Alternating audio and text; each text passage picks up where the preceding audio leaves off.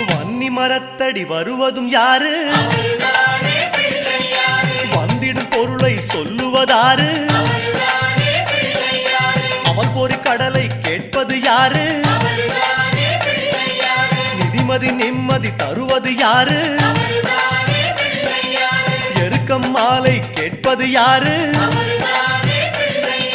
பிணக்கம் நீக்கும் சாமியும் யாரு? முன்வினை அறுக்கும் மூத்தவன் யாரு? அவரும் வாழ்வது எங்க